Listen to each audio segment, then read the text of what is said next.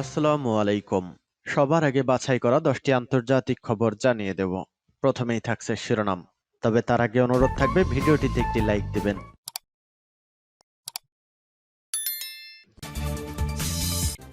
Lebanon Israel সীমান্তে পাল্টাপাল্টি হামলা। হামাসের হামলায় ইসরায়েলের সবচেয়ে ক্ষতিগ্রস্ত এলাকায় গিয়ে যা বললেন ব্রিটিশ পররাষ্ট্রমন্ত্রী। ইরান নয়া বিশ্ব ব্যবস্থার অগ্রপথিক বলছে ব্রিগেডিয়ার জেনারেল হায়দারি। খালিস্তানপন্থী শিখ নেতা হত্যার প্রচেষ্টায় ভারতকে সতর্ক করল আমেরিকা। রাশিয়াকে হারানো যাবে না, ইইউকে পরিকল্পনা বদলাতে হবে বলছে হাঙ্গেরি। এবং সর্বশেষ জানিয়ে দেব, প্রতি 10 পণবন্দির মুক্তিতে অতিরিক্ত একদিন যুদ্ধবিরতি নেতানিয়াহুর পাল্টা কি শর্ত দিল হামাস। শুনছিলেন সংবাদ শিরোনাম, এবারে বিস্তারিত। লেবানন ইসরায়েল সীমান্তে পাল্টাপাল্টি হামলা। ইসরায়েল ও হামাসের মধ্যে যুদ্ধবিরতি ও বন্দি বিনিময়ের দিকে তাকিয়ে রয়েছে বিশ্ব। এর মধ্যেও ইসরায়েল ও লেবানন সীমান্তে লড়াই অব্যাহত রয়েছে। ইসরায়েলের গণমাধ্যমের খবরে বলা হয়েছে, লেবাননের সশস্ত্র সংগঠন হিজবুল্লাহকে লক্ষ্য করে বিমান হামলা চালানো হয়েছে। কাফার, সুবা, হালতা ও আল জেবিন শহরের উপকণ্ঠে এসব বোমা হামলা চালানো হয়। অন্যদিকে হিজবুল্লাহ জানিয়েছে, ইসরায়েলি বাহিনী লক্ষ্য করে সংগঠনটির যোদ্ধারা হামলা চালিয়েছে। এতে বেশ কিছু ইসরায়েলি বাহিনীর সদস্য আহত হয়েছেন বলেও জানানো হয়। এর আগে ইসরায়েলি বিমান হামলায় ফিলিস্তিনি ফটোসাংবাদিক মোহাম্মদ মঈন আয়াশ নিহত হয়েছেন। হামলায় তার পরিবারের বেশ কয়েকজন সদস্য প্রাণ হারিয়েছেন বলে জানা গেছে। ফিলিস্তিনি বার্তা সংস্থা ওয়াফা নিউজ এজেন্সি জানিয়েছে, বৃহস্পতিবার নুসেইরাত শরণার্থী শিবিরে হামলা চালানো হয়। সেই সময় মোহাম্মদ মঈন আয়াশের বাড়িতেও হামলায় ক্ষতিগ্রস্ত হয়েছে। সূত্র আল জাজিরা। হামাসের হামলায় ইসরায়েলের সবচেয়ে ক্ষতিগ্রস্ত এলাকায় গিয়ে যা বললেন ব্রিটিশ পররাষ্ট্রমন্ত্রী। ইসরায়েল সফরে গেছেন ব্রিটিশ নতুন পররাষ্ট্রমন্ত্রী ও সাবেক প্রধানমন্ত্রী ডেভিড ক্যামেরন।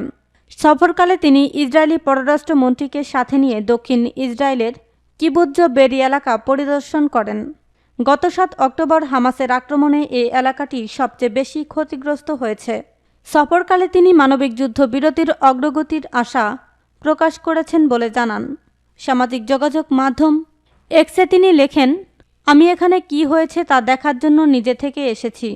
এখানে এসে আমি যা শুনেছি ও দেখেছি তা ভুলব না। তিনি লেখেন, এটাই গুরুত্বপূর্ণ সময় পণবন্দীদের মুক্তি করা এবং গাজায় ত্রাণ পৌঁছানোর। গাজায় সাধারণ ফিলিস্তিনিরা ক্রমবর্ধমান মানবিক সংকটের মুখোমুখি হচ্ছেন। অধিকৃত পশ্চিম তীরেও যাওয়ার কথা রয়েছে ক্যামেরনের। শেখ রাদওয়ানে ইসরায়েলি বোমা হামলায় নিহত 10। গাজা সিটির পার্শ্ববর্তী শেখ রাদওয়ানে বোমা হামলা চালিয়েছে ইসরায়েল। এতে অন্তত 10 ফিলিস্তিনি নিহত এবং বেশ কয়েকজন আহত হয়েছেন। ইসরায়েল লেবানন সীমান্তে লড়াই অব্যাহত। গাজা যুদ্ধবিরতির জন্য বিশ্ব যখন উন্মুখ, তখনও ইসরায়েল লেবানন সীমান্তে চূড়ান্ত লড়াই অব্যাহত রয়েছে।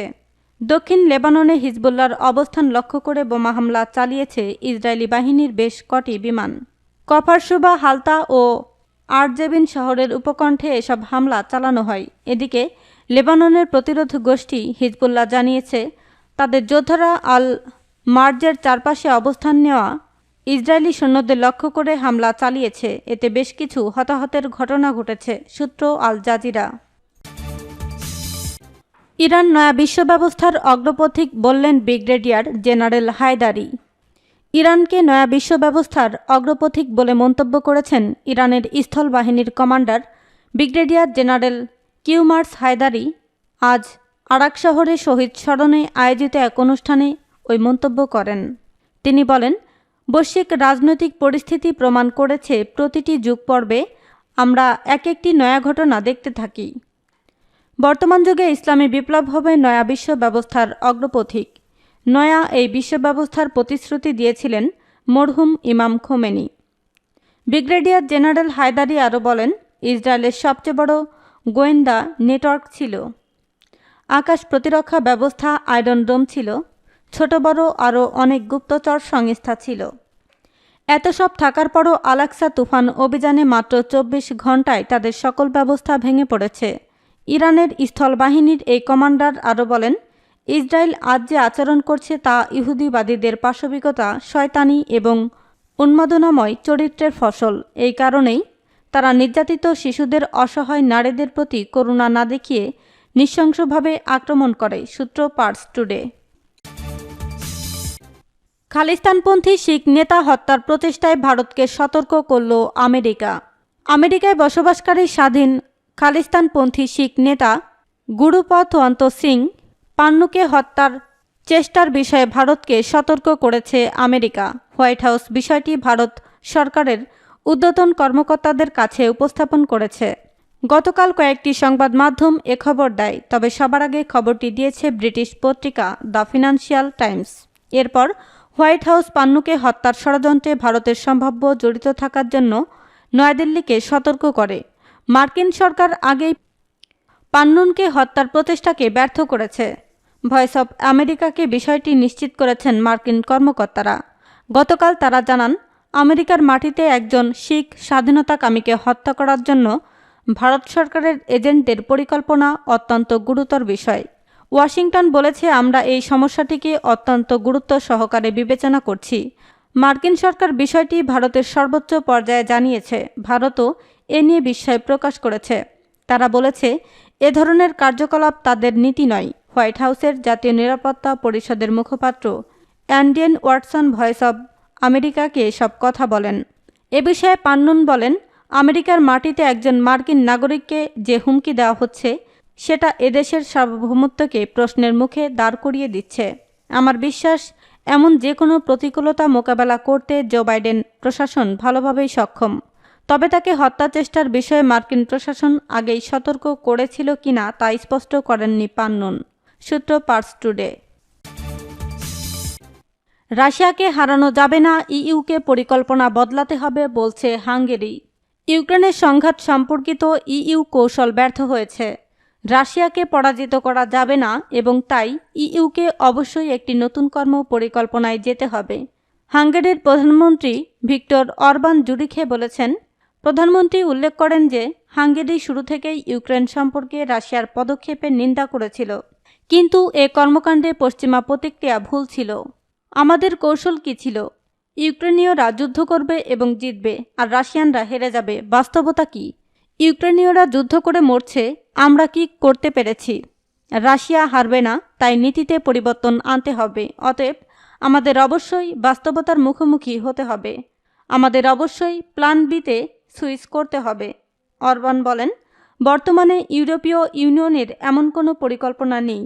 তার কৌশল পর্যালোচনার পরিবর্তে ব্রাসেলস কিয়েভকে সামরিক ও আর্থিক সহায়তা অব্যাহত রাখার প্রস্তাব করেছে, তবে ইউক্রেনীয়দের কাছে অর্থ পাঠানো সম্পূর্ণ অর্থহীন।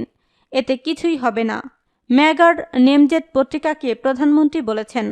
অরবান জোর দিয়ে বলেছিলেন যে মানুষের অর্থহীন মৃত্যু বন্ধ করার একমাত্র উপায় হল অবিলম্বে যুদ্ধ বন্ধ করা এবং ইউক্রেনের জন্য একটি নিষ্পত্তি চুক্তি অর্জনের জন্য শান্তি আলোচনা শুরু করা। সূত্র তাস। রাশিয়াকে হারানো যাবে না, ইইউকে পরিকল্পনা বদলাতে হবে বলছে হাঙ্গেরি। ইউক্রেনের সংঘাত সম্পর্কিত ইইউ কৌশল ব্যর্থ হয়েছে। রাশিয়াকে পরাজিত করা যাবে না এবং তাই ইইউকে অবশ্যই একটি নতুন কর্ম পরিকল্পনায় যেতে হবে। হাঙ্গেরির প্রধানমন্ত্রী ভিক্টর অরবান জুরিখে বলেছেন।